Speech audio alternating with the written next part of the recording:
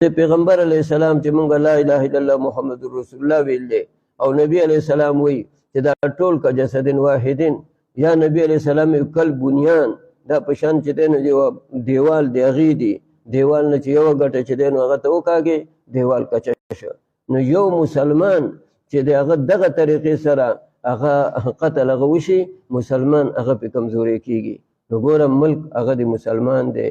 بیا یو میله نه ده یو داسې چې دی نو یو د فساد مجلس نه دی هغه کانفرنس دی چې کوم نوم یې خیو نو امن کانفرنس د امن کانفرنس دغه مطلب ده چې موږ د وطن کې امن چې دی نو غواړو موږ فساد هغه چې دی نو نه غواړو داسې خلق دی چې هغه دغه مقصد هغه چې دی نو فساد دی او دغه مقصد د پاکستان هغه بدنامه کول دي دغه مقصد د پاکستان دغه کمزوري کول دي یو ټول پاکستانی عوام دا محب وطن چې دی نو هغه خلق دی ولې ګوره خاص کر چې دی نو علما طلبا دا خو د وطن دغه خیر خوای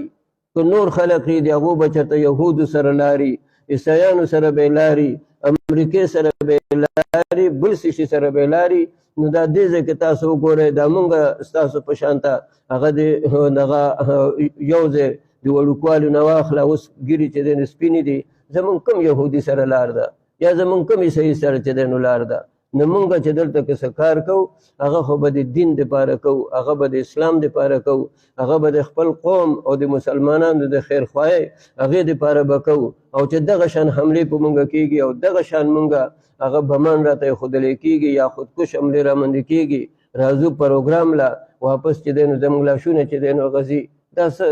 دې من د الله تعالی خوشحالېږي بیا د الله تاسو ګراني جاړئ تاسو چې دی نو دغه وایي پلانکې شه داسې شه او ګراني او نوکري نشته دا خو الله تعالی چې دا موږ سره ناکام کوي دا د نبی علیه السلام دغه دعاګانې دي ورنه د پاکستان کې چې مسلمانانو ته هغه کوم تکلیفونه رسي علماو ته کوم تکلیفونه رسي یو چې دو په د اسمبلی کې د اسلام خلاف یو بل هغه چې دی نو پاس کوي او په دغه وخت کې هغه کوم الله تعالی له قهر او غصه چې ګوره زه درته وایم چې دا حکم داسې دی او تاسو ولګېدئ تاسو په منبرانو باندې دا شی چې دی نو پاس کړو خو هغې کې یو عالم دو عالمه هغه چې دی نو یي هغه ځای کې هغه ووایي دا غلطه ده نو چې دومره په یو ځای کې یو سړی هغه ووایي چې دا خبره غلطه ده د الله تعالی هغه قهر چې دی نو مړ شي د الله تعالی هغه غضب هغه چې دی نو مړ شي نو دې وجه نه دا نن سبا چې دا فیسبوک دی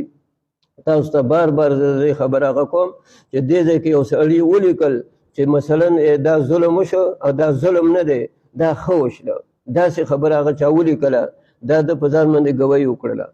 دا به د قیامت په ورځې باندې دا لیک د ده او دا موبایل د ده دا فیسبوک د ده دا به الله تعالی مخې